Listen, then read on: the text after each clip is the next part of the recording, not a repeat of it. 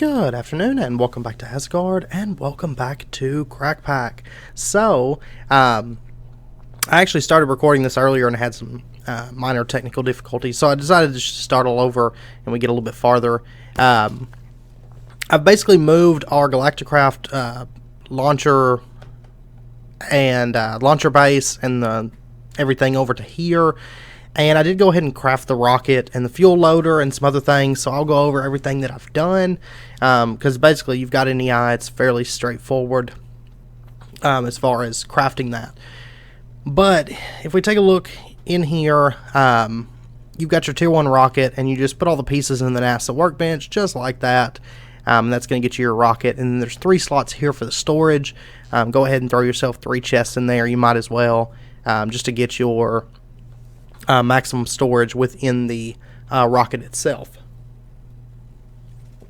And of course we can hop in here and hit F and check the amount of fuel and storage space and everything within the rocket. And then the fuel loader, you're going to attach that right there to the side. Make sure that your output for the fuel is facing into the rocket, and your energy output will be on the opposite side, which is the green circle.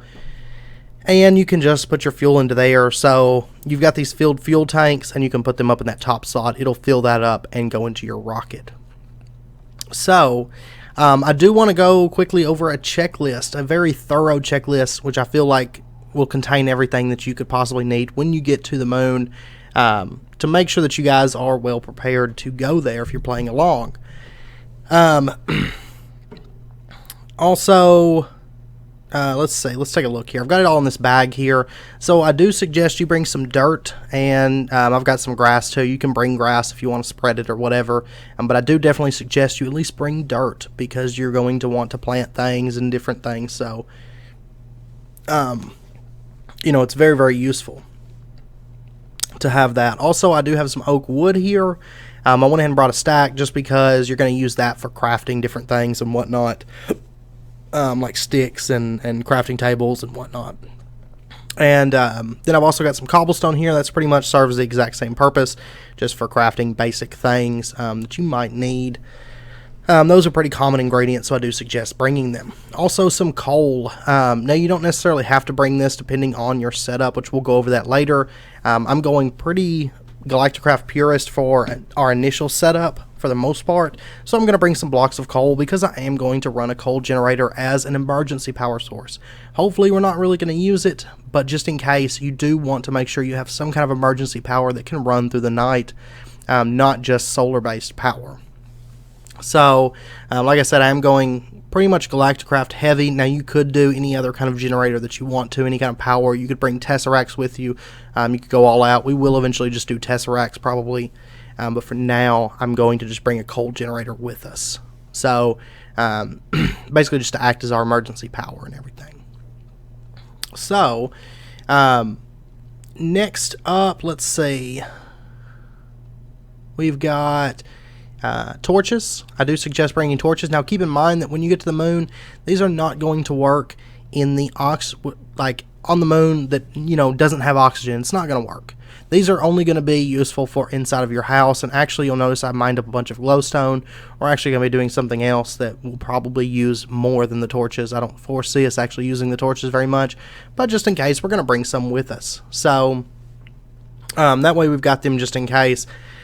But, like I said, if you throw them down like on the moon or something, they're just going to fizzle out and just be useless. So, they're not really all that important. You can definitely live without them, as you'll see in just a bit when I start using some of this glowstone that we've got from the nether. So, and that's originally why I had to cut, was I was going to go get glowstone and everything, and then I was like, wait, there's a problem with this recording. So,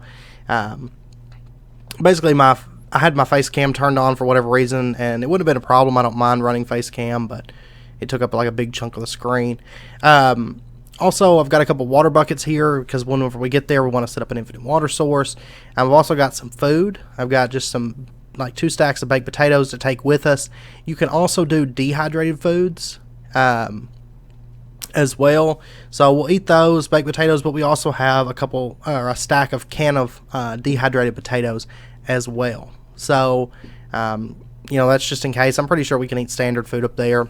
Also, go ahead and bring yourself some leaves. Go ahead and shear those off of a tree or whatever, and take those with you, because they are going to come in very, very handy once we get to the moon and everything. Also, I've got a stack of seeds in case we want to plant wheat. Of course, any kind of plant life that you plant and have present near your oxygen collector is going to benefit that oxygen collector. So we'll bring seeds and maybe plant some things and whatnot. We'll see. We'll see. I don't generally do a whole lot with seeds, but I figure just in case, I do suggest bringing them, if nothing else, emergency food. I've also got some enhanced charms of dislocation. Now you can use pretty much any kind of portal you want to. Mechanism works, also RF tools works, any of that stuff. But I decided to go ahead and go with the Draconic Evolution. I've got 2 of them here with me because we're going to use them on the dislocation pedestals. So I've got one already marked for home, and it's actually right now it's just set up in the Applied Energistics building. And then I've got another one that we're going to take with us and set it up once we find a place that we're going to start building. And that one we'll bring back here and set that up on the dislocator pedestal. So, and that way we can just kind of move back and forth, and it does make life a whole lot easier.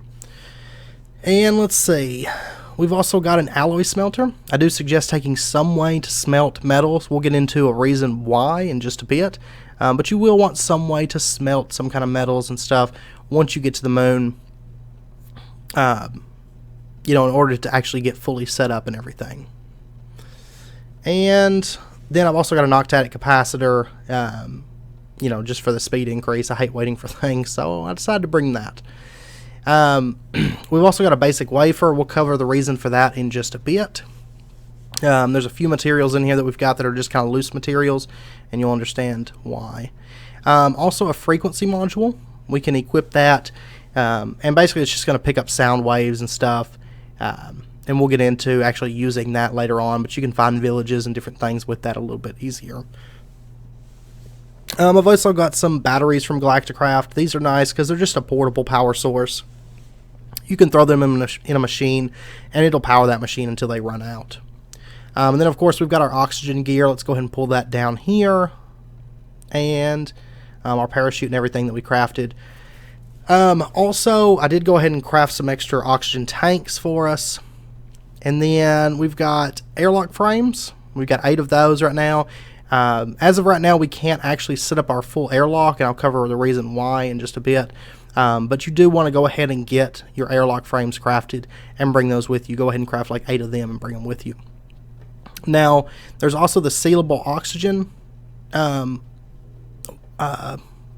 pipes and wires. Basically, what that's going to do, I went ahead and crafted 2 of those. For each one, 2 for heavy aluminum and 2 for oxygen pipes. That's going to let you run pipes out of your sealed rooms, where you're going to seal those rooms in and have oxygen ran through that area. This way we can run pipes through it without it disrupting the seal on the room, because you want to make sure that room is 100% sealed.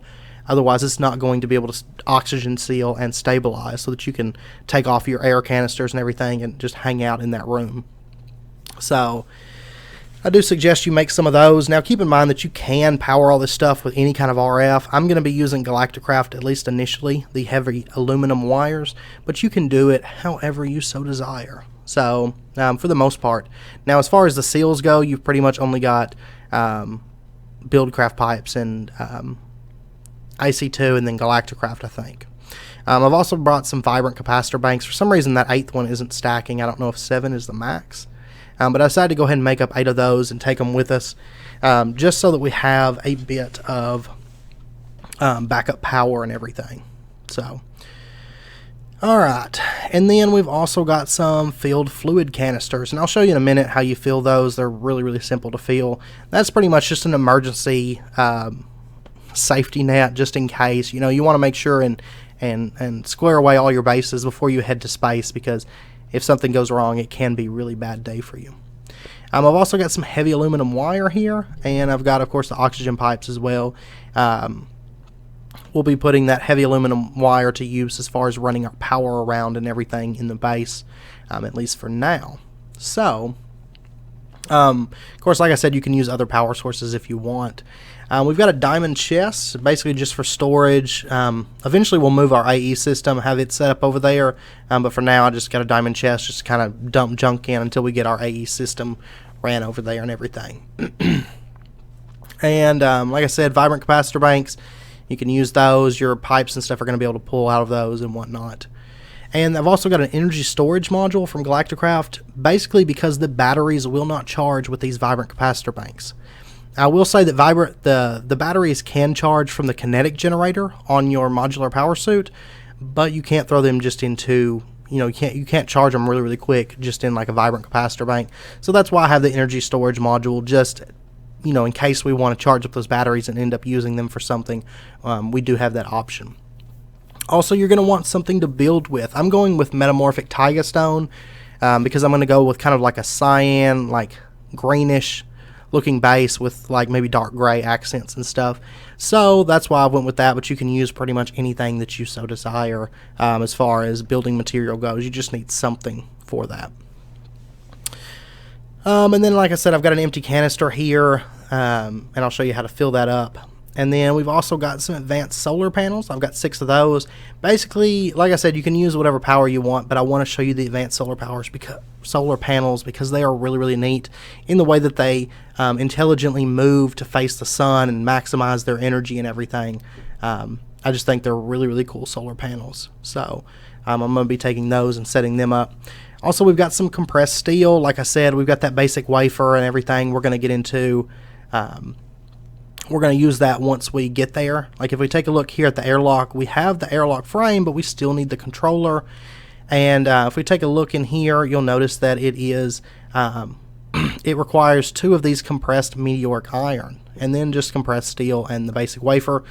You're not going to be able to seal up a room until you get that controller, and you're going to need like 4 meteoric iron to make your plates. So that's why I do suggest you bring the alloy smelter with you to go ahead and cook that.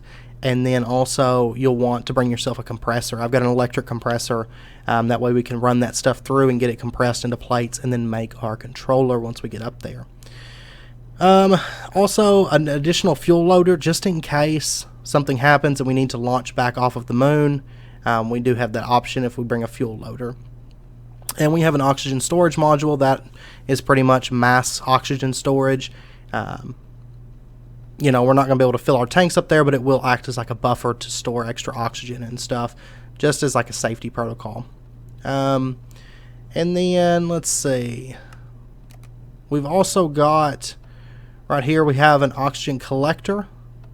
And this collects oxygen from the, from leaves and stuff in the area, and will take it into itself, and then you can pipe it around, to your oxygen sealer and everything, which I do suggest. I forgot to talk about that, I think, but the oxygen sealer, you do need one of those. I have one in the bag, but I think I skipped over it when I was messing with the machines.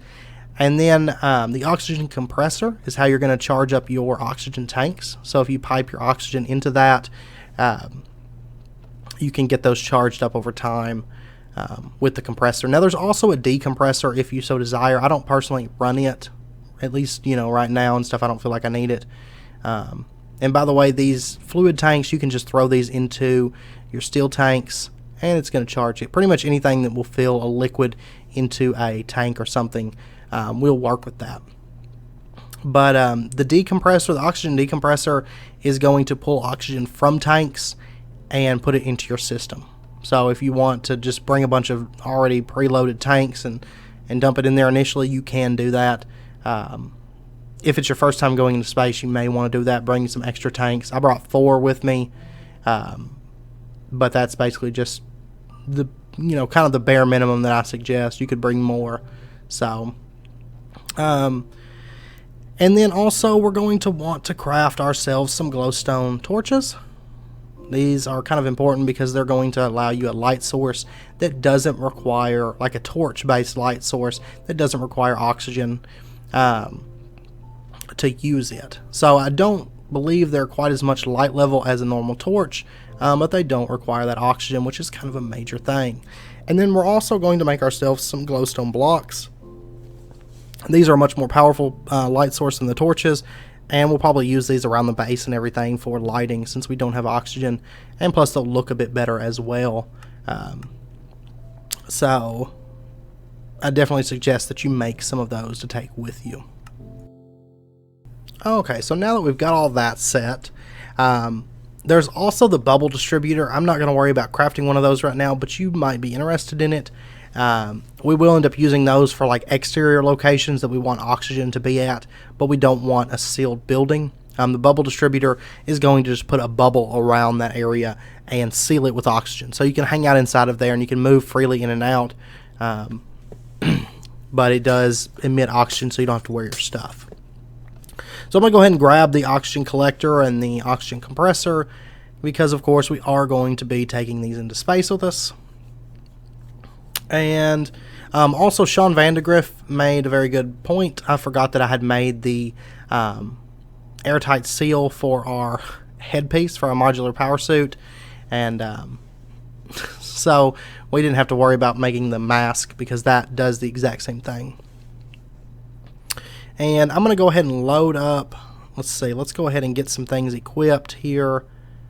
And some things stowed away. Just because it'll be a little bit easier, whenever we first get there. To kind of, I don't know if it's changed. I know in the past, I seem to recall, like we had to dump everything in there. But maybe I'm just crazy. I think I'm just crazy. I don't think we actually had to do that. But anyway, I've just gotten into a habit of it. I'll just empty out my inventory, dump it all, kind of stow it away, and then whenever I get there, I'll figure out, what I want to carry and what I need and everything. So it's just one of my weird habits that I have. I know I have a few of them. So, alright, so let's go ahead and equip these pieces. Like there's if you look at the bottom there, the airtight seal on our power helmet. So that way we don't actually have to craft the mask again and wear it and all that stuff. It's just built into our modular power suit headpiece. So, but if we change up headpieces like Go Draconic Evolution or something, I need to keep in mind to make sure and equip one of those because I know I'll probably forget. So I may end up just equipping one just to be on the safe side for whenever I change up gear. And I actually forgot to grab the frequency module and equip that because that goes in your equipment as well, and it's basically just going to tack it on to your equipment and everything. So let's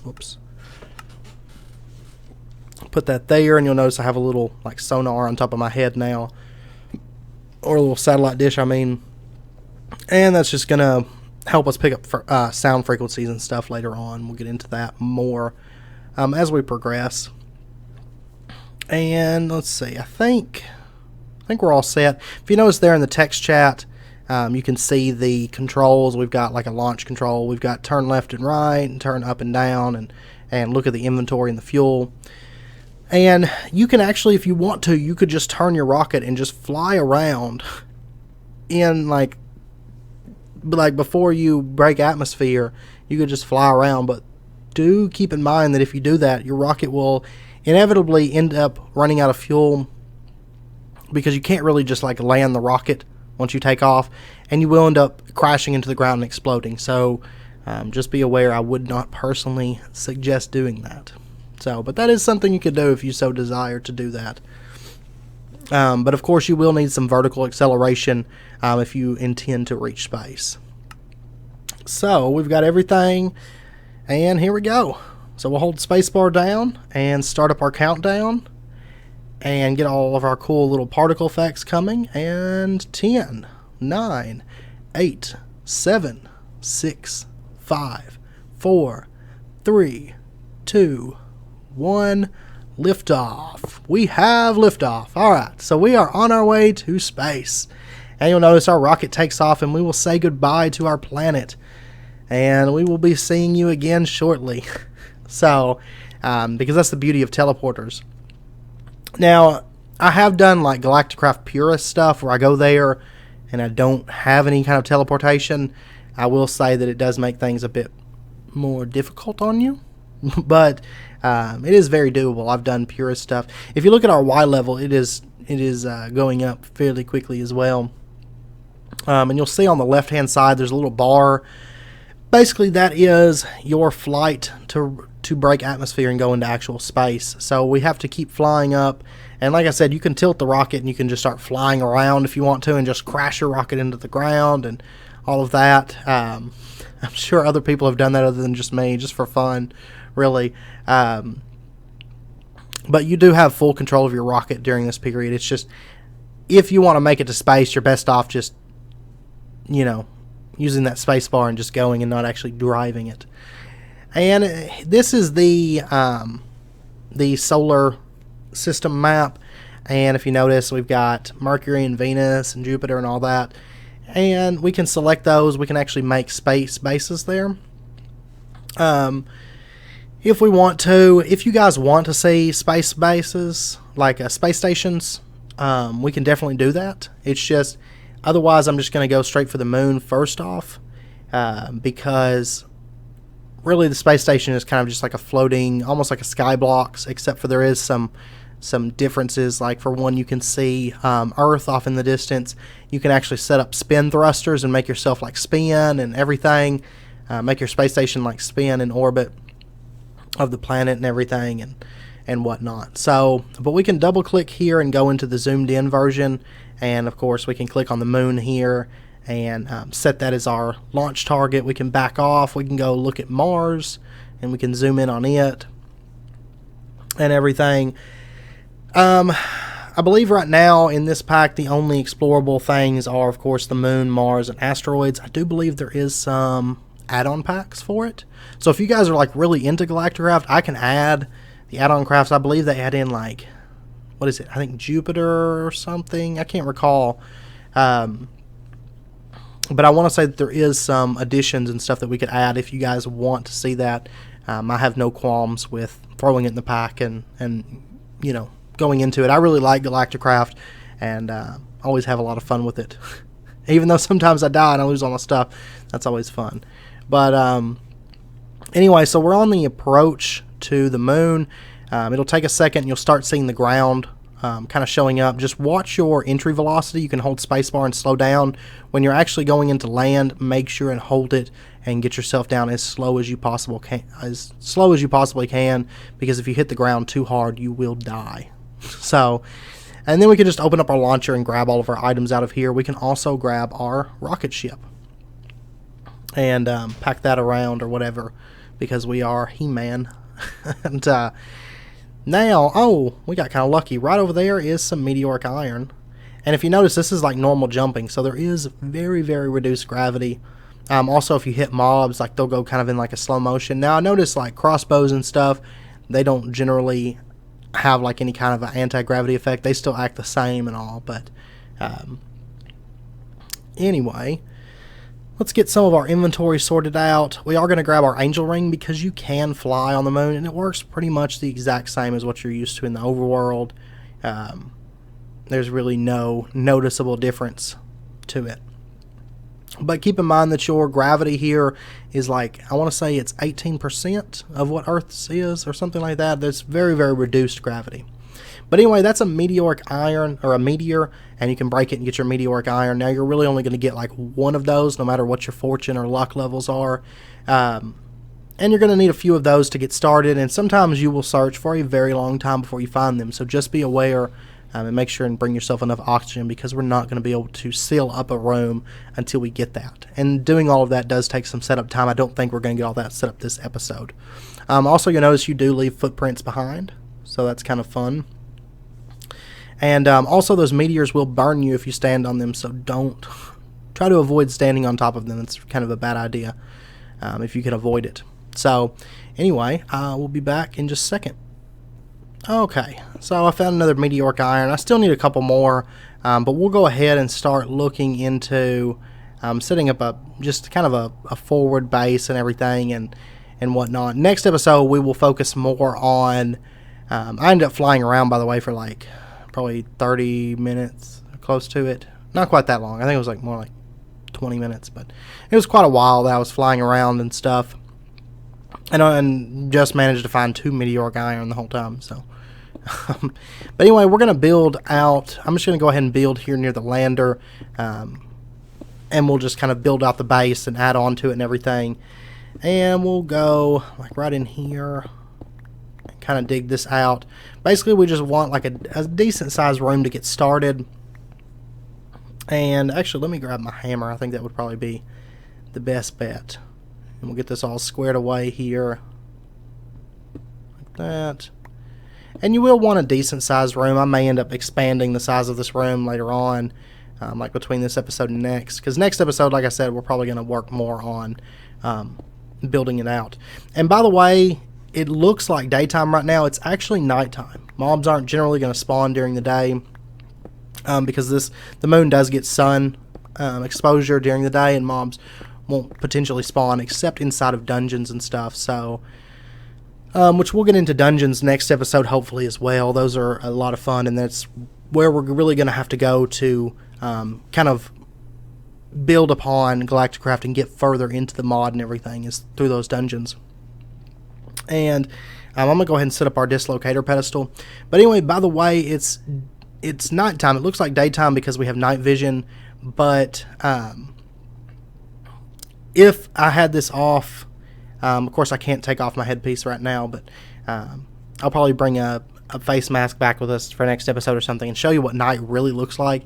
And it is pitch dark, so just be aware of that. It is a very, very dark experience, and it's honestly, if you get trapped on the moon with no oxygen, like if you're doing like a Galacticraft purist type run, I've done this in the past, and I got stuck on the moon at night, and of course my solar panels weren't running, and I didn't bring enough like backup fuel and everything, and I got stranded up here, and it was terrible. And then I was sitting in here like inside of my house, and I was waiting like for the sunlight to come up, and nighttime is very, very long on the moon, like very, very long. And all of my machines stopped running, and all my lights were tied to my machines and everything, so my whole base went dark. And so I was like, oh shit, and like oxygen started getting drained out of the place, and I had to leave.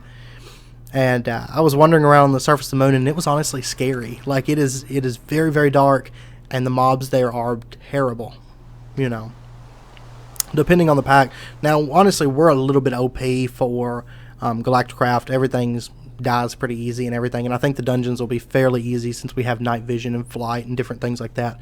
But Galacticraft can be tough if you're doing like a purist type run, especially like your first few times through Galacticraft when you're kind of fresh to the mod. It can be quite tough. So just be aware of that. Just make sure you prepare and everything. Galacticraft can be a very, very easy mod if you prepare well enough and everything in advance for the things that you're working on. So anyway, like I said, next episode, I think we're going to go ahead and do 2 tech episodes in a row because I want to start working on the moon a little bit. This episode was basically just getting to the moon, and I wanted to make sure and thoroughly go over the checklist of things that I suggest you bring with you, just to be on the safe side. Of course, if you're doing the teleporter method, it's not so important because you notice we're already back at our base right now, but I wanted to just make sure you guys are well prepared for that because it can be a dangerous experience if you're not careful. And anyway, I'm going to end out the episode there. If you guys enjoyed it, as always, be sure and hit that like button and go ahead and subscribe if you're not already. Next episode, we will set up the base on the moon and hopefully go through our very first dungeon. So I did find a couple during my flights. I didn't really go in them though. So, but I hope you guys join me for that. And as always, until next time, do take care. And I hope to see you guys then for some more moon fun.